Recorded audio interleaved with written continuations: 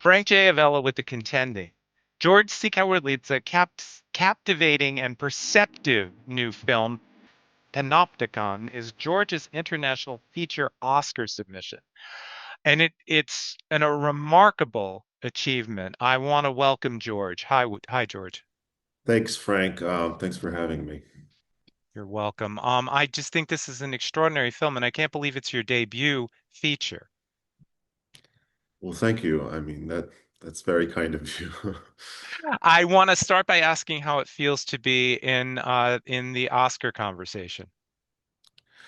It's really interesting and it's exciting, but at the same time, there are things happening back in Georgia and that are not really letting me really fully enjoy this. But we can get into that later if you want. Yeah, I actually have some questions about that. I'm guessing you guys don't have a massive Oscar campaign, so how are you managing to get the word out?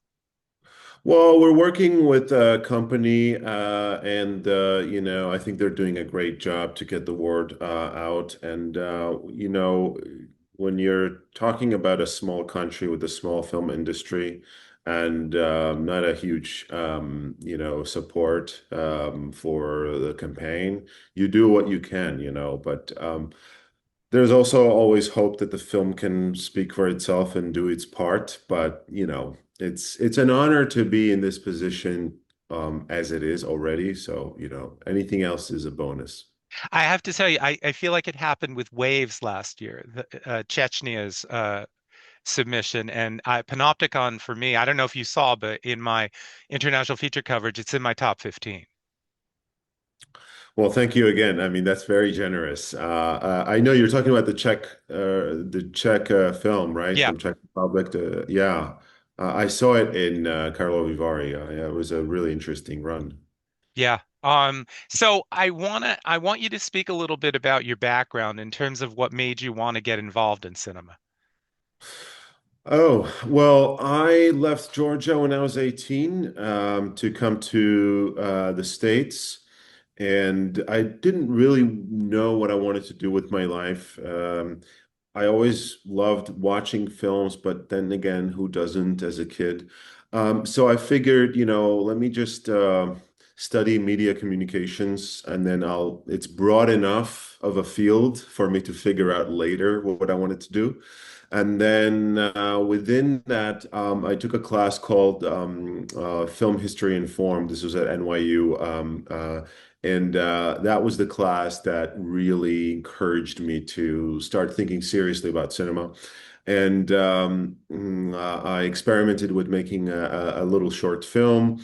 And then once I graduated from NYU, I decided to apply to the MFA programs for directing. And I ended up going to Columbia University, and that's where my film education really begins. But it wasn't until I was 21 or 22, really. Wow. Well, Panopticon feels really personal. I'm curious about whether that's true or not, and what was the inspiration for making this film? Yeah, it's personal and on some level it's autobiographical. I kind of felt that, well, if I'm making the first film, I really want to put in a lot of my personal, feelings into it and tell part of my story. And I was, in that class I mentioned that I took at NYU, I saw 400 Blows. And that was also the moment where I realized, okay, here's somebody telling in a debut film, telling his own story of teenage years. And it's very touching and it's very moving. And if it touched me, it could touch other people. So let me try to do the same. And so that was the impetus was that. And also I wanted to really focus on those formative years of teenage life when you're sort of entering adolescence, 17, 18 years of age. It's a pivotal moment in anybody's life, really. You finishing high school, And so it also just so happened that that was the moment before I left Georgia to come to the US. So it was a very dramatic moment. So I really decided to zero in on that. And of course, that was a different time period when I was growing up, but I decided to set the story in contemporary Georgia because I realized that so many challenges that I faced as a young man were now amplified, and new challenges were present in the Georgian society that made it very difficult to be in a place like that, growing up without parents, without a moral compass and being a young man who's sort of pressured from all these different directions. So that was an interesting, sort of a fertile, dramatic circumstance that I wanted to look into. Did you find it easy to get the film made, George? Um, I mean, look, I had made some short films that had gone to Sundance and Toronto, and so I had a good sort of a background to catapult me into feature filmmaking, I guess. And of course, when you make a film in Europe, you can't do it without multiple co-productions with different countries in Europe, especially when you look at back then what the budget was for the Georgian Film Center, which was very small. So we had a French co-producer, Italian and Romanian co-producers. And the first fund we got was the French Cinema du Monde, the CNC fund. And then after that, we got the Italian and the Romanian fund. But for 3 years, we had a tough time getting the Georgian fund, even with the other funds present, which was kind of an unusual circumstance. But, it took 3 years of consecutive applying and, submitting and getting rejected and trying again next year and so on. So, but that was different during the a previous administration. Can you speak to casting Data? It's remarkable that this is his very first lead in a film. Yeah, he came in when we held a big audition. It was just young people coming in to take photos. Every now and then, if I saw somebody that would kind of uh, I was drawn to, I would pull them aside and have a little conversation. And then I had pulled somebody aside when Data apparently came in to take a photo. So I missed him in that moment. But then when I went through all the photos, I saw his face and I thought, oh, that's an interesting look. There's something in this face that is mature, but also very young, that is kind of broken, but also handsome. And um, he had that kind of look. Most of the time you don't know why you're drawn to a face, like when you're casting, you just go with the gut. And I just felt something, and I called him back to do a couple of scenes, and we did some chemistry auditions as well, scenes, and it became very apparent to me fairly quickly that he was the one. So, and then when I gave him the role, we started talking and we started, all the other incredible young actors are also acting for the first time in this film. Hmm. So the girlfriend of the main character, the girl who's dancing in a club, She the was amazing, by the way. yeah, yeah. And his buddy, his friend. And so we started to gather every evening at my place, and I would show them films. We would project all sorts of films, and we'd talk about, acting on camera and what not to do, what to do. We would do exercises and fun, exercises and stuff. And Data and I would talk, and we discovered that, he actually his life is very similar to my life, sort of the childhood up to the teenage years, adolescence. We almost went through the same exact things. So that was kind of uncanny, but also remarkable. That is very much. Was there a room for collaboration, or was the script sort of the Bible when you were filming? No, I never treat script as anything that is set in stone, because It should be organic. It should evolve. Dialogues change when I cast actors and start rehearsing with them. They think it's good for them to rehearse, but meanwhile, I'm secretly, rewriting the script.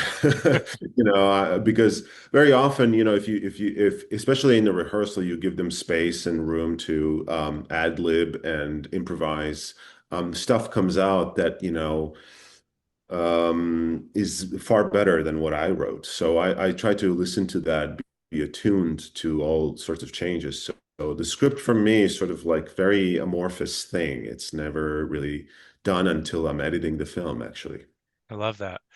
So the men in this film, the fathers in particular, are either tremendously lacking or not even present. The women are the ones that are really kind of not fucked up. I could really relate to that because all of my heroes growing up were female. Yeah, same here. I was raised by my grandmother, my mother, and my sister. So these were the three women that kind of were the world to me, and they were my heroes and are my heroes. And so, but I remember one day I was sitting around with a group of friends back in Georgia, and we were just talking. And we started talking about fathers, and all four of us or five of us in the room we realized that none of us had a good relationship with our fathers because all of our fathers were sort of men who failed us and men who were incapable. And so we realized, oh, we're kind of a fatherless generation. I wanted to reflect that. I wanted to capture that. And so it's not just Sandra's father who, to some, he kind of escapes the responsibility and goes off to a monastery. To others, that's a courageous act. But be that as it may, he's not present. And so, but it's also Lana's father who is bedridden. And that's why she's working hard to support him. It's also Lasha's father, who we don't see, who he says is dead for him. He's dead to me, he says. So I really wanted to capture that. And I really firmly believe that in the 90s, when I was growing up, after the collapse of the Soviet Union, Georgia remained independent, but all economically disheveled and in a very dire situation. It was really the mothers who dragged the country out of this abyss, you know. Um, so it was really the women and the mothers, and it was very much the case in my life too. That theme, and it's very similar. Italy's international feature this year is Familia. And your film's protagonist gets involved with an extreme right-wing group. That happens in that film too. And it's very, very fascinating because that's a concern here in the US as well. Um, can you speak to the significance of that plot point, how it impacts Sandro, and what is going on in Georgia right now?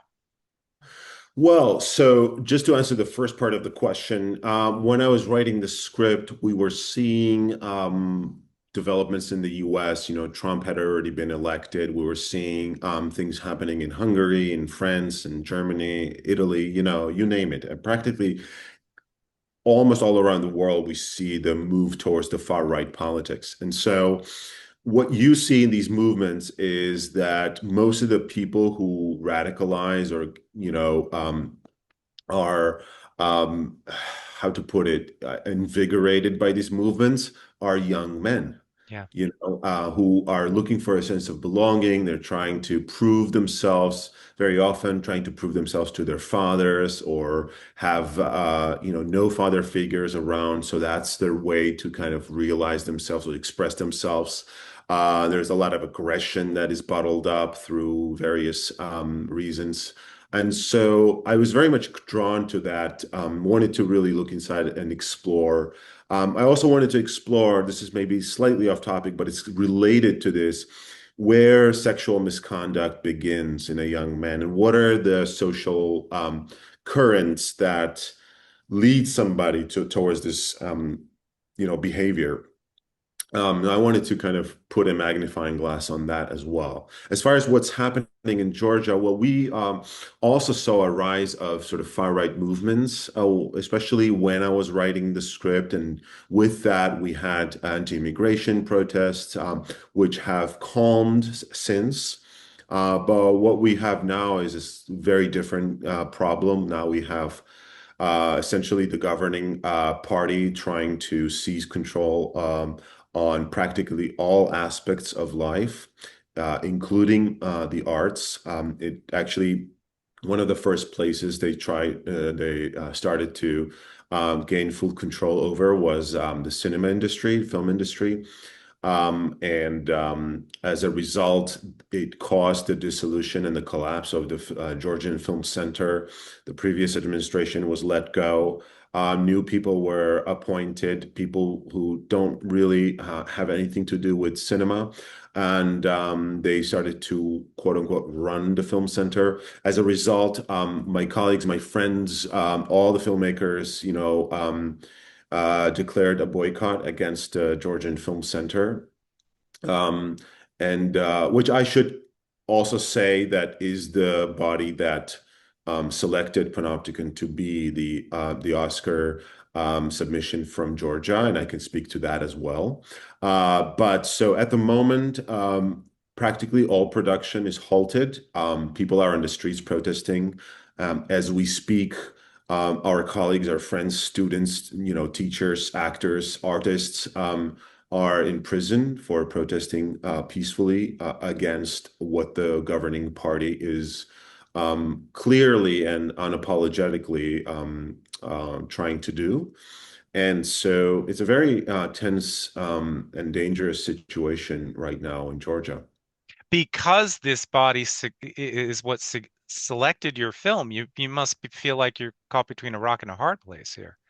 Yes, absolutely. And so this is how I justify this choice and my involvement in this, in that Panopticon, it was a film that was financed during the previous administration. So that's number one.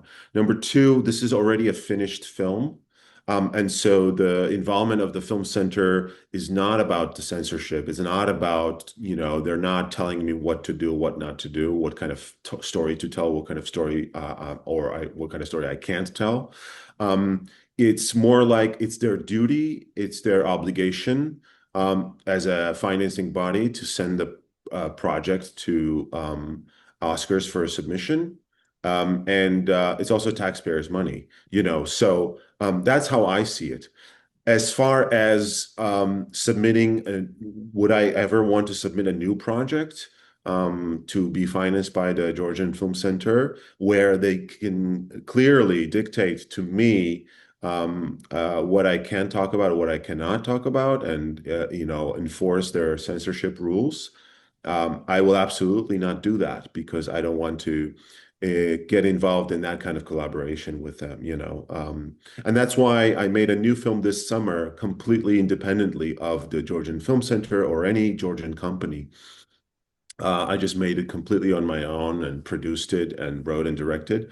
And so that's really the way to go now. So I'm in total solidarity with my colleagues who are in the boycott. Good But for when you. it comes to Panopticon, I think that's their obligation. And so it's the taxpayers' money and they have to put it back into the film.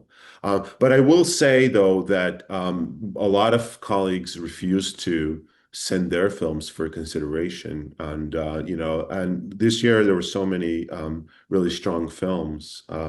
So it is what, as you said, being stuck in this kind of in between. But I see it this way. The way I see it, you made a terrific film, so that Thank you. stands by itself. All right, let's switch from politics to everybody's other favorite Thanksgiving topic, religion. Uh, I want to talk a little bit about how religion factors into the film and the dangers of religious repression. This is a theme I feel like it looms over the entire narrative. There's this great moment where while he's masturbating, he has to stop and turn the photo of Jesus over. It was just that moment spoke volumes to me. Yeah.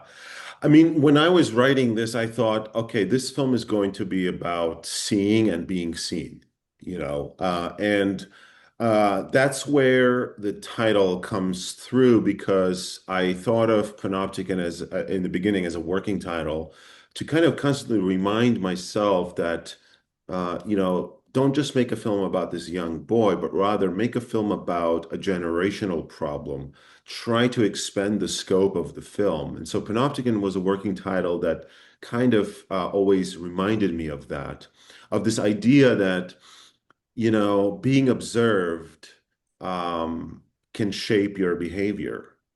And so when the father declares that he's going to leave him to go to a monastery to become a monk, in his place, he kind of erects an observation tower in the form of God for Sandro, God who watches everything and knows everything you do. So that's why Sandro is having to sort of find his little ways of kind of tricking God in a way to be able to express what would be otherwise a normally, healthy sexual desire and need. But he can't do that. So he manufactures these kinds of situations in which the expression of his sexual desire can be ascribed to an accident. Mm. He leaves the door unlatched. He kind of brushes against somebody in the crowd. It's sort of like, oh, it's not my fault. I'm going to bypass the sin. And then, because God is watching. And so this sort of is what leads him towards these unhealthy behaviors. This kind of pressure that he needs to be a good boy. And so Panopticon as a kind of a prison structure, which serves as a metaphor that Foucault talked about later, kind of felt good. At the end of the day, it's about, you know, uh, an entity that exercises power Yeah. without being present. And that is sort of a definition of religion for me. It's very interesting. As somebody who was forced to study Foucault, ironically at NYU, uh, I think it's a great title. Well, why do you say forced? You didn't like it? I have my own very I have my own relationship with him. I found him rather maddening at Yeah. times. Well, I would so love if he was alive today. I would so love his insight on social media and how, the levels that surveillance has reached. Yeah, yeah, Yeah. big time. As someone who used to get projectile nosebleeds, I have to bring this up because I was also fascinated by this whole notion that, the bad blood coming out, because that's what I was told. It's the devil's blood. And that kind of factored into the whole religious thing as well. Yeah, it's funny how you start to believe these coincidences when there is such a presence in your life. I mean, for me, Sandra's faith is very performative in this film. He hasn't fully realized what it means to believe, what it means to have faith. He's 18, this is not, and he doesn't really care, I think deep down, but it's performative.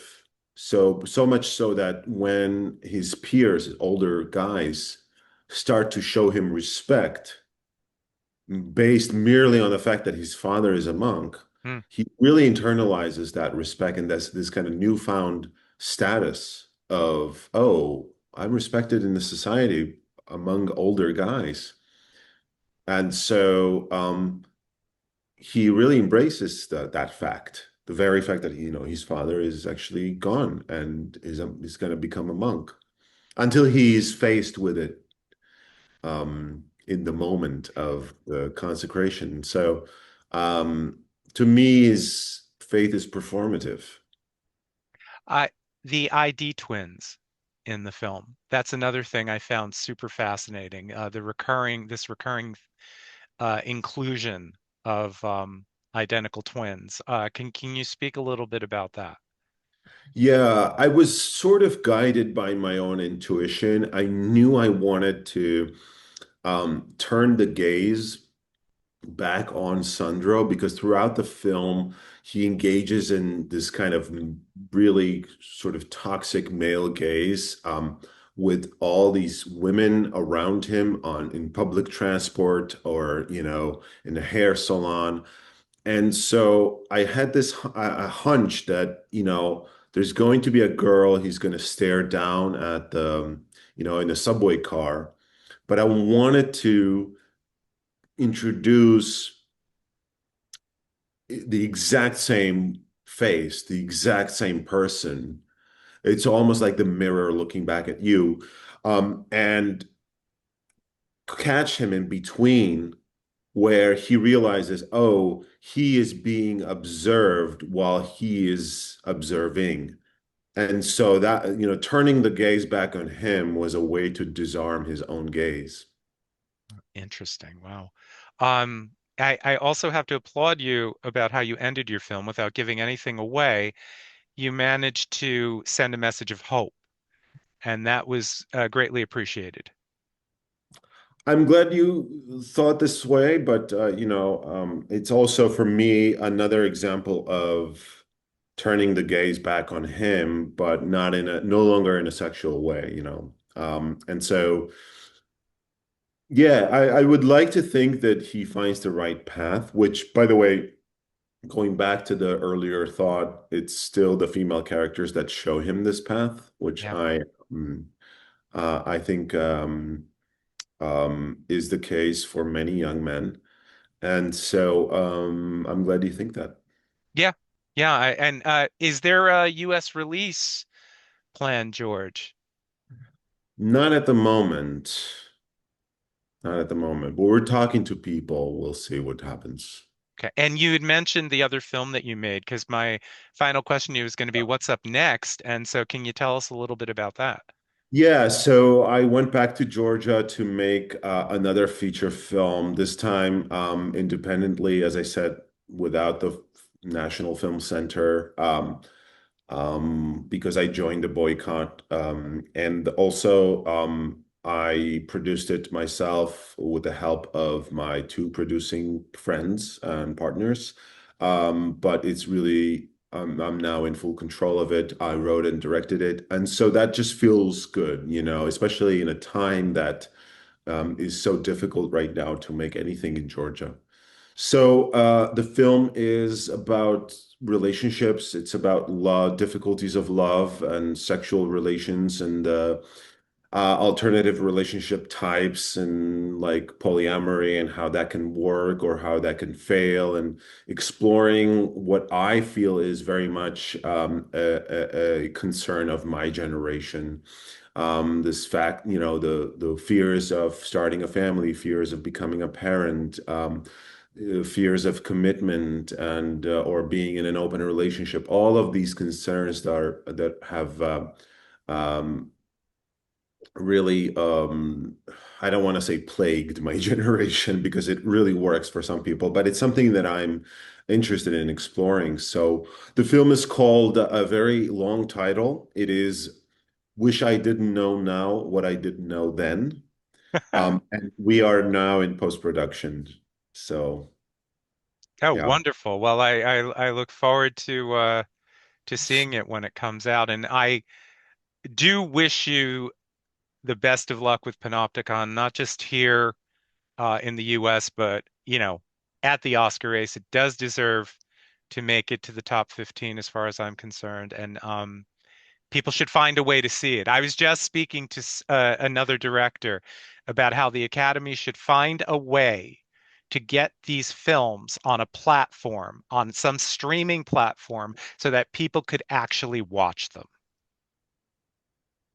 Well, maybe that will happen one day. But thanks, Frank. Really, this really kind of you. You're welcome. Have a great day. You too, and happy Thanksgiving. You too.